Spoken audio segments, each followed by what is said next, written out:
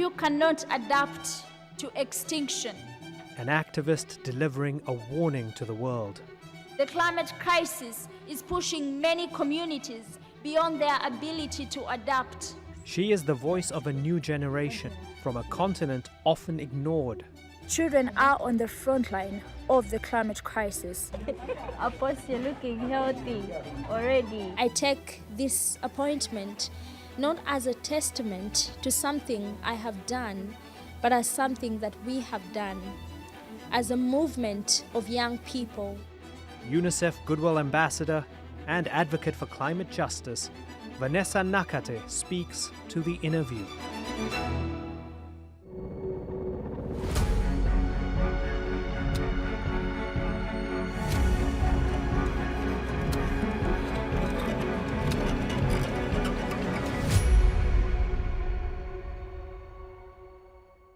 She is a climate activist and a UNICEF Goodwill Ambassador. I'm delighted to have Vanessa Nakate with us on the InnerView. Vanessa, good to have you on the program. How are you doing? I'm doing great, thank you. How are you doing? Yeah, not bad, not bad. It's always good to speak to fascinating people from all over the world. You've added another string to your bow, which is UNICEF Goodwill Ambassador. Tell me what it means and how it changes what you do. Well, thank you so much. So last year I was appointed as a UNICEF Goodwill Ambassador, and honestly, it doesn't change a lot of what I do, but I'm hoping to use this role and also this, platform and responsibility to talk about the experiences of children across the world in regards to the climate crisis. Last year with UNICEF, I visited Turkana, one of the regions being impacted by the drought in the Horn of Africa, and I saw how so many children are on the front lines of this crisis. Many are suffering from severe acute malnutrition, and actually one of the child that I got to meet, in one of the hospitals passed away hours later after our visit in the hospital. So for me, it's to really create awareness about how the climate crisis is a child rights issue. How did that feel, being on the ground, exploring this on a deeper level and seeing the real ugly, bitter reality of the impact on the ground? Being on the ground makes you really realize that climate change is more than weather, climate change is more than statistics. That when we hear that 30 million people are on the brink of starvation in the Horn of Africa, those sound like statistics, but they are real people that are starving, real children that are suffering, real people that are dying because of this crisis. So of course that experience made me really understand when we say climate change is about the people and it's more than data points. 30 million people on the brink of starvation. There's also talk of the just 2 degrees and we tip into this horrendous situation globally, ecological catastrophe. For many people, it's very difficult to actually wrap their heads around these issues and these numbers and these concepts.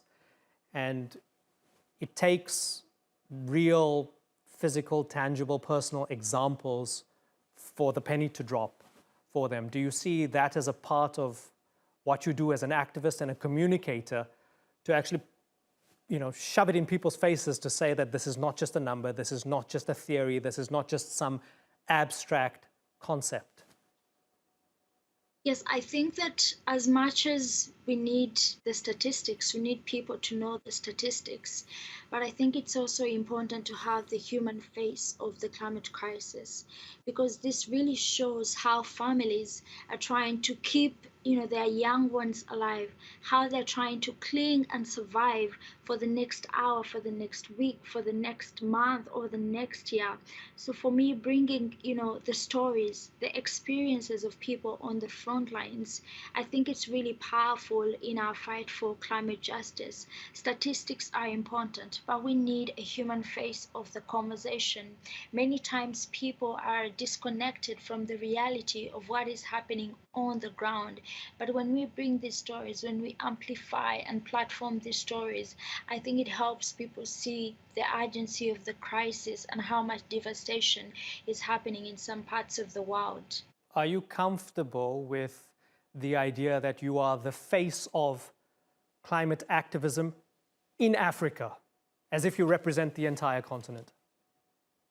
That is not something that I am comfortable with. That is something that I've been called many times. But I would like to say that I am not the only activist that is speaking up across the African continent. And when we put faces on movements, I think it's very problematic because it erases the voices and experiences of other activists. We need to listen to everyone. I believe that every activist has a story to tell, and every story has a solution to give, and every solution has a life to change. Vanessa Nakate doesn't carry the story of every activist. Every activist carries their own story. So I think that it's important for people to understand that for the climate movement in Africa or across the world, it's more than one face, it's more than two faces. It's millions of young people, but not just young people now, even the older generation working together to organize and mobilize for climate justice. To the point of erasure and to the point of marginalizing people doing good work, you began your work roughly 2018, if I'm correct. In 2020, there was that now famous or infamous photograph at Davos where you were physically erased and cropped out of the photograph that had Greta Thunberg and others. I know you've covered this ground before, but at the core of it all, how did that feel when you saw that you were omitted from that photograph? And what did that mean to you? Well, for me, I was really disappointed and I was really frustrated in that moment because I remember one of the things that I really emphasized at the press conference was the need to listen to every activist and how, there are different activists across the world. So when I saw the picture and also read the article, it was disappointing to see that it made me feel like my message wasn't really listened to. And of course, in that moment, we see how the voices of those on the front lines of the climate crisis are very often not being listened to or platformed or amplified. I think that media has a huge responsibility to cover the climate crisis, but it also has a much bigger responsibility to cover the crisis, in the areas of people that are suffering right now. Most of these areas are not responsible for this crisis. Since that day in 2020 at Davos, have we learned our lesson as media in general? I believe that you're still on a journey and there's still a lot of work to be done, but I do appreciate the efforts that have been made to cover the stories of those on the front lines. We are seeing more activist stories being listened to through media. So yes, you are on a journey, but it's still a journey. We expect more from you, to cover more stories, to cover even the solutions that are already being presented in the different communities. When it is covered, sometimes it is alluring to cover it solely from a catastrophic perspective. We're all going to die. Tell me how you would advise media to report on the solutions in a more positive way. Well, speaking from an activist perspective, we are saying the crisis is here. We are in an emergency and people are suffering, but something can be done about this.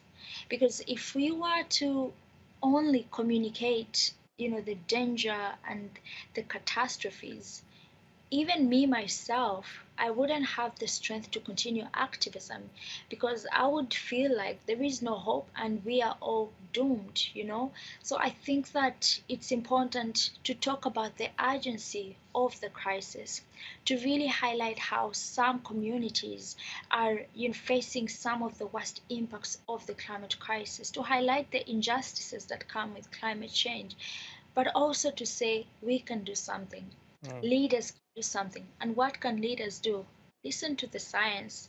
The IEA has also been speaking. If we want to limit global temperatures below 1.5 degrees, we cannot have any new fossil fuel investment. The UN Secretary General, Mr. Antonio Guterres, has repeatedly, talked about how investing in fossil fuels is more an economic madness. He also mentioned at World Economic Forum that the business models of fossil fuel companies are inconsistent with human survival. So there is no excuse. The science is clear. People and communities are speaking out. Now we need our leaders to act, not only the government, but also the business leaders. COP27 came and went. Davos again came and went. People are planning for COP28. So you have all these big, powerful people, governments, big business, people connected to the fossil fuel industry, animal agriculture, all these extremely powerful people who are deeply invested in making a lot of money and who often push back at activism. They're all allowing the space, if you like, for the conversation to be had. A lot of people are saying that there is a problem and we need to do something. How do you go from that to actually doing something? Well, I mean, if I was, a leader or in a government or business leader, I would say I would do this and that. But I'm in a place where I am talking and just saying what the science has been communicating, what communities and people in general have been saying in regards to the climate crisis. And from COP27, we saw the establishment of a loss and damage fund, but that is not enough. The bucket is still empty. We need real money in that fund to help communities that are suffering right now. And I was at the World Economic Forum, and honestly, most of the perspectives that are discussed in Davos, these are perspectives that are all about the West. In some of the meetings that I attended, I didn't hear anyone talk about, for example, the drought in the Horn of Africa that has left millions of people on the brink of starvation. So there is a bit of a disconnection again of what is really on the ground and what is being discussed in these spaces. Right. So we have a huge, role to continuously hold leaders accountable in these spaces, on the streets, and to tell them what they need to do in order to address the crisis. Yeah. However, yeah. Sorry, go ahead. Go ahead. no, I just wanted to add that, we are not in those rooms of power, but we have the power of the people. And I believe that the power of the people eventually transforms the world. And one of the big conundrums when it comes to addressing the climate crisis is that as humanity, we are both perpetrator and victim when it comes to climate change. But in the details, when you vary from continent to continent, country to country, some are more perpetrator than others, some are more victim than others, right? So you can't have this blanket solution. Are they listening when you make those subdivisions? Are they listening when you say that, well, Africa is disproportionately affected when you compare it to the likes of bigger emitters like the United States or China? Well, I mean, from everything that I've seen in my journey of activism, they do listen a lot. But the action that follows after that, because you give this speech or you're on this panel, and after everyone is telling you how you were so powerful, how you were so inspiring. And I think that many young people have got that so many times. You get these, standing ovations after a speech or after a panel discussion, after anything that you've shared. But then you reach a point whereby, you don't want to be told you're inspiring. You want to hear the action that is going to be done to support and help the people on the front. So I think that currently what we've seen is a lot of stunning visions, a lot of leaders calling young people inspiring, but less of the action. We need to stop the talk of inspiration to actually go to action, real action. Okay, if I inspire you, then do what we are asking you to do. Do what the science is asking you to do to help the people on the front lines, because we are repeatedly communicating about what needs to be done. So I believe they are listening, but then what follows after that is the inaction that is so often frustrating. Tell me how you cope with the standing ovations and then being on the cover of Time magazine, being spoken about in the press, being interviewed in forums such as this one, having viral videos, writing your own book, A Bigger Picture. Has any of that changed you as a person?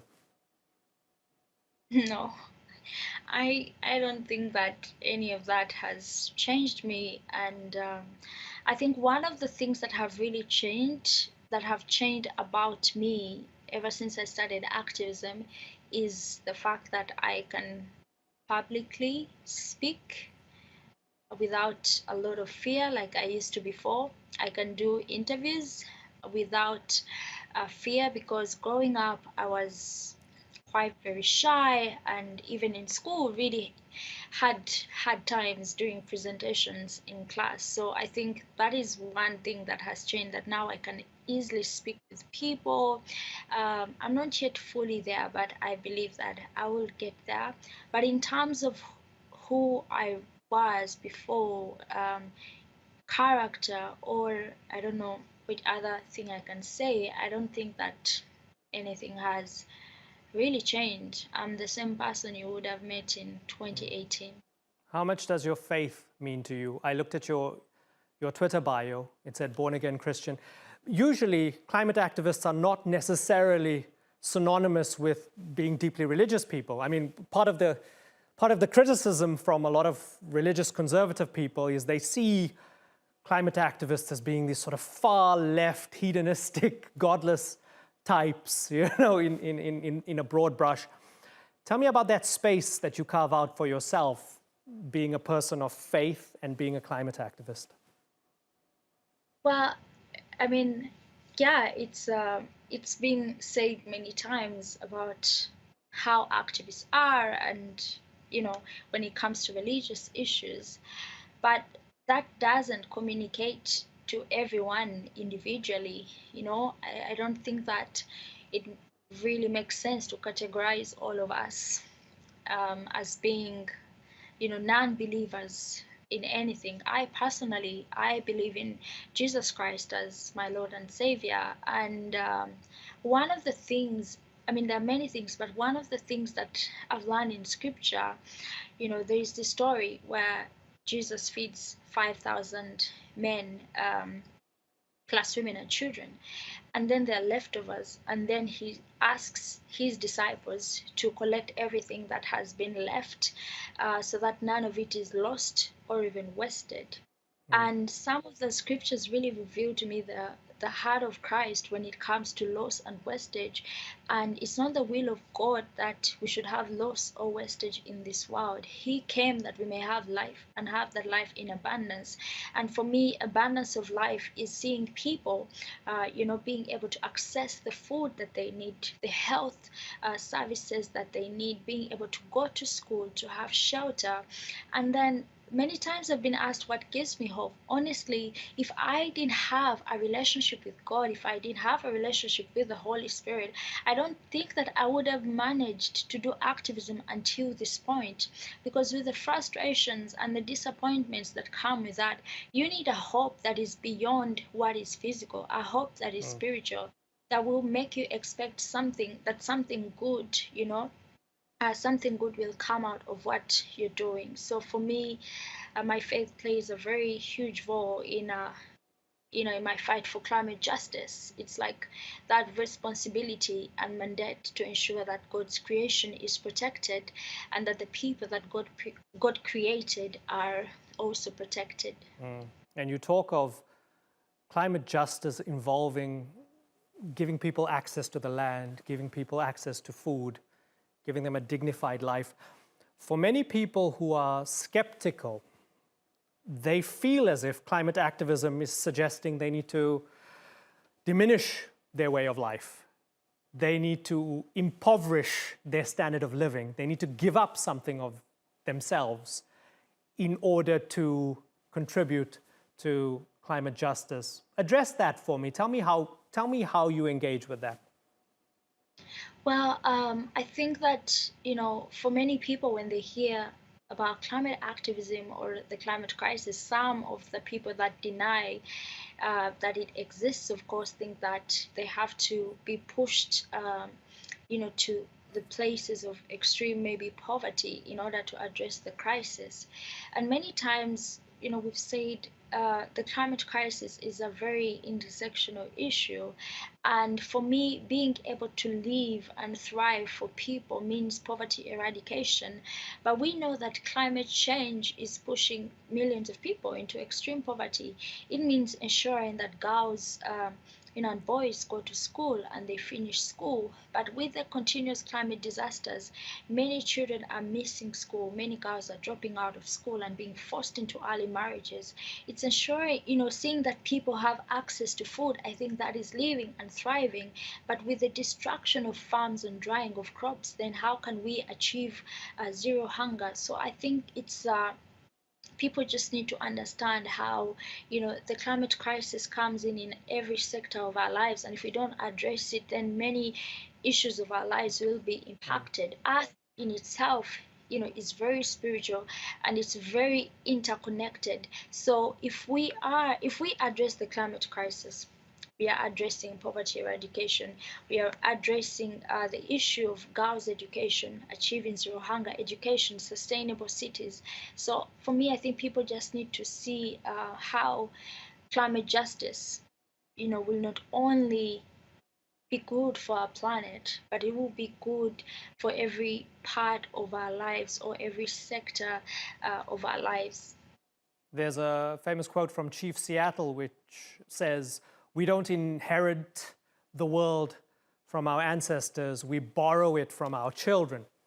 Do you find that the more work that you do out in the field, especially now as a UNICEF Goodwill Ambassador, and with everything you've been doing since 2018, that intersectionality that you spoke of, the fact that all of this is about the children, it's about what comes next, do you feel that that is a point that needs to be emphasized to the ends of the earth?